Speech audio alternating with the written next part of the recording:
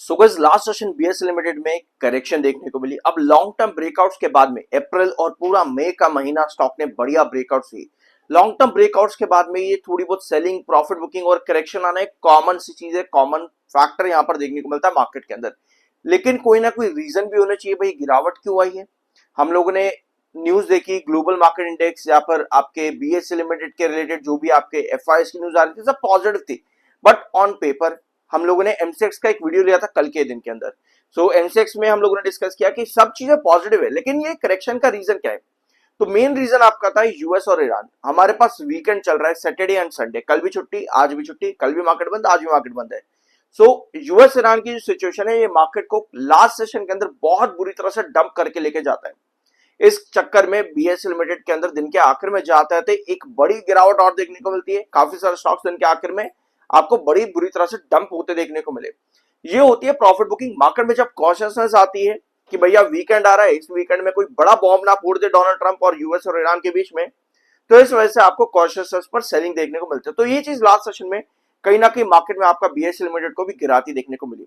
इस वीडियो को एंड तक देखना, क्योंकि इस वीडियो में हम short term, long term possibility सब चीजों को समझेंगे। सब्सक्राइब जरूर करना। I am an ISM 7 certified. शुरुआत करते हैं बीएसई लिमिटेड का ये वीडियो। पहले हम एक बार ना शॉर्ट टर्म की बात करते हैं।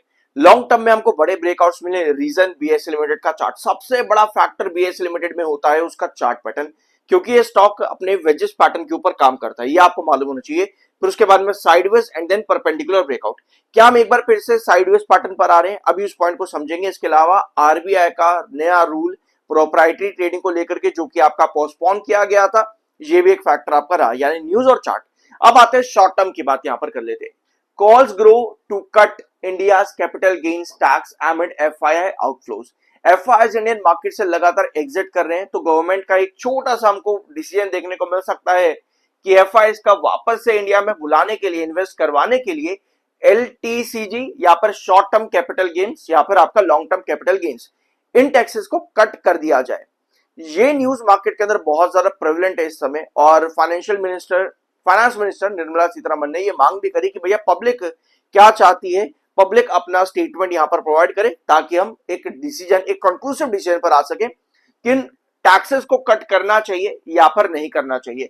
तो ये एक बड़ा फैक्टर हो सकता है अभी जो ब्रेकआउट्स आपको मिले उस ब्रेकआउट को और ब्रेकआउट के अंदर कन्वर्ट करने के लिए। यहां पर ये न्यूज आनी बहुत ज्यादा जरूरी है, कंफर्मेशन। ऑलराइट, अब आते हैं लास्ट वीडियो में हम लोगों ने क्या डिस्कस किया था, उसको बहुत ध्यान से सुनना। कहीं ना कहीं सिचुएशन ये नजर आती है कि हमारे पास 4160 के आसपास फॉल देखने को मिल सकता है, यानी कि प्रॉफिट बुकिंग बन सकती है अगर मार्केट के अंदर करेक्शन आती है कल के सेशन में। तो यहाँ पर प्रॉफिट बुकिंग है, तो यस 4290 को शायद हम टेस्ट ना कर पाए और हमको 4160 के आसपास फॉल देखने को मिले, जो कि इस समय इसका एक इंपॉर्टेंट बेस लाइन नजर आता है। ओवरऑल सो बीएसई लिमिटेड के लास्ट वीडियो जो हम लोगों ने लिया था, कल हम लोगों ने बीएसई लिमिटेड का वीडियो डिस्कस नहीं किया, कल था फ्राइडे के दिन, और थर्सडे को हम लोगों ने लास्ट वीडियो लिया था। हम प्रॉपर डिस्कस कर रहे थे यहाँ पर ये वाली कैंडल पर कि ये एक बेरिश एंगल्फिंग कैंडल है। एक्चुअल में इसकी ऊपर की टेल लंबी है। अगर हमको ब्रेकआउट चाहिए होगा तो हमें इस वाली कैंडल के ऊपर की ओपनिंग चाहिए होगी, लगभग 4250 के आसपास।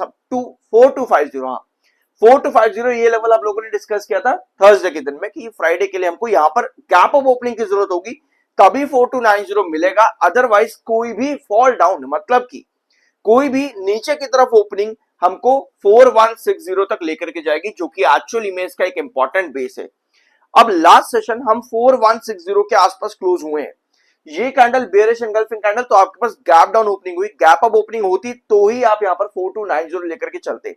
अब गैप डाउन ओपनिंग होने के बाद में 4160 पर हमारी क्लोजिंग आई है लास्ट सेशन। टेक्निकली 59.2 पर आपका एमएफआई है, 62.3 पर आपका आरएसआई है।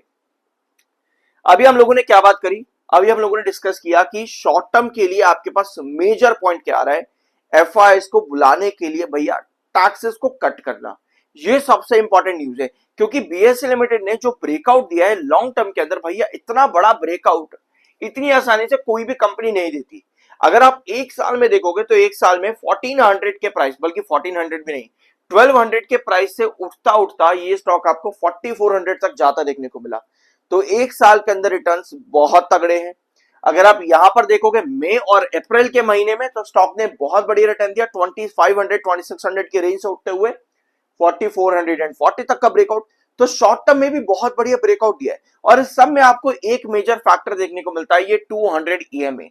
इस चीज को बहुत ध्यान से नोट करना। लॉन्ग टर्म की जब बात आती है ना, तो ये 200 EMA का ट्रेंड बहुत ज्यादा मैटर करता है।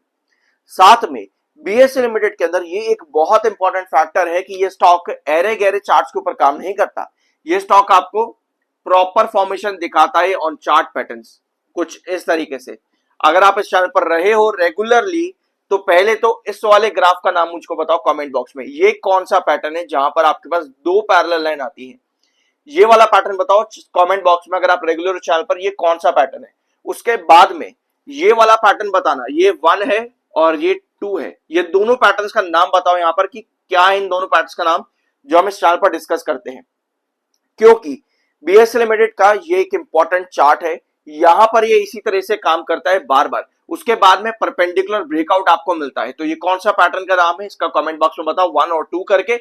उसके बाद में अब यहां पर इंपॉर्टेंट चीज ये है कि 4160 हमारा ये बेस लाइन के जस्ट नीचे 4146 के आसपास स्टॉक ने क्लोजिंग दी है। मैं इसको एक बार 1 आवर टाइम फ्रेम पर कन्वर्ट करता हूं। 30 मिनट टाइम फ्रेम का चार्ट मेरे पास में है। 30 मिनट टाइम फ्रेम पर अगर मैं देखूंगा तो मेरे पास 4157 के पास क्लोजिंग आई है, यानी 4160 पे ऑलमोस्ट इसी ट्रेंड के ऊपर मेरे पास क्लोजिंग आई इसके पास में ही। अब ये कैंडल की नीचे की टेल जो है वो बार को इंडिकेट करती है, कहीं ना कहीं बुलिश एंगल्फिंग कैंडल ड्रॉ कर रही है, ये लास्ट 30 मिनट टाइम फ्रेम की कैंडल। तो ऐसी सिचुएशन पर जो मेरे पास अब ओपनिंग आनी चाहिए ना, वो 4160 के ऊपर ही बननी चाहिए मंडे के दिन के लिए। मंडे के दिन के लिए 4160 के ऊपर आपकी ओपनिंग आनी जरूरी है। 4160 की ओपनिंग अगर आपकी बनती है यहां पर, तो आप मंडे के दिन कहीं ना कहीं 4220 की तरफ जा रहे हो। 4220 या फिर 4200 आप मार्क कर लो। यहां पर अगर आप 4160 के ऊपर क्लोजिंग ओपनिंग हमारी हो रही है मंडे के दिन, तो 4200। अब ध्यान से इस चीज को नोट करना कि ओपनिंग्स मुझको कहां चाहिए, क्योंकि ये एक बुलिश एंगल्फिंग कैंडल है। बुलिश एंगल्फिंग कैंडल्स में भी हमें हमेशा ये नोट करना चाहिए कि पहला 10 मिनट या फिर पहले 15 मिनट्स कैंडल्स की फॉर्मेशन क्या हो रही है। आपके पास जब भी 15 मिनट और आपके पास बुलिश एंगल्फिंग कैंडल के बाद में नेक्स्ट 15 मिनट और 10 मिनट्स की कैंडल जब भी इस तरह से बनती है, देन हम एक ब्रेकआउट की तरफ चले जाते हैं। ये मुझको चाहिए होता है ब्रेकआउट के लिए। लेकिन दूसरा पॉइंट आता है 15 और 10 मिनट्स की कैंडल पर हमेशा एंट्रीज करने से पहले आपको यह देखना होगा कि कहीं मेरे पास कोई टेल इस तरह से ना उठ जाए। ये मेरे पास नहीं बनना चाहिए। अगर इस तरह की सिचुएशन बनती है जब भी मेरे पास एक बुलिश एंगल्फिंग कैंडल के बाद में, दैट मींस कि सिर्फ 10 मिनट्स का ही मोमेंटम मेरे पास में, उसके बाद में कहीं ना कहीं स्टॉक अपने इंपॉर्टेंट बेस को तोड़ने की कोशिश कर रहा है। तो इस तरह की चीज मुझको नहीं चाहिए यहां पर कमिंग सेशन के अंदर। मुझे प्रॉपर ऊपर की बॉडी चाहिए, कोई टेल मुझे उठती हुई नहीं मिलनी चाहिए, ताकि मैं वापस एक बढ़िया ब्रेकआउट की तरफ यहां पर जा सकूं बीएसई लिमिटेड के अंदर। अपार्ट फ्रॉम दिस, एक बार फिर से यहां पर लॉन्ग टर्म चार्ट एक बार देखेंगे इसका। इस चार्ट पर अगर मैं लॉन्ग टर्म पर्सपेक्टिव पे यहां पे देखूं, शॉर्ट टर्म में मेरे को एफआईएस का इनफ्लो चाहिए, तो ये वाली न्यूज मुझे शॉर्ट टर्म के लिए चाहिए होगी। आती है तो अच्छी बात है। तो ऐसी सिचुएशन पर मैं 4310 यहां की तरफ रूट कर जाऊंगा शॉर्ट टर्म के लिए। नहीं आती मेरे पास कुछ भी न्यूज, तो स्टॉक का जो चार्ट है वो आपको wages pattern, perpendicular breakout, sideways pattern की तरफ फॉर्म होता देखने को मिलता है। तो ऐसी सिचुएशन पर मेरे पास इंपॉर्टेंट बेस जो आता है 3850, ये मेरे पास एक इंपॉर्टेंट बेस आता है। यहां पर मुझे दिख रहा है कि ये स्टॉक कहीं ना कहीं साइडवेज पैटर्न चलाएगा, फिर बाद में जाकर के एक नए ब्रेकआउट या नया पैटर्न की तरफ फॉर्मेशन बनाता देखने को मिलेगा। सो मुझे लगता है कि 4160 अगर आपका टूटता है कमिंग वीक्स के अंदर, तो 3850 की तरफ हमारा साइडवेज पैटर्न यहां पर बनेगा, क्योंकि इसी तरह से चार्ट काम करता है।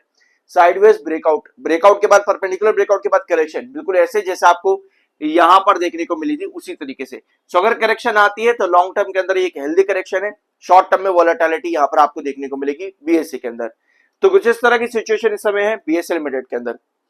सब्सक्राइब जरूर करना। I M NISM 7 certified. मिलता अगले वीडियो में।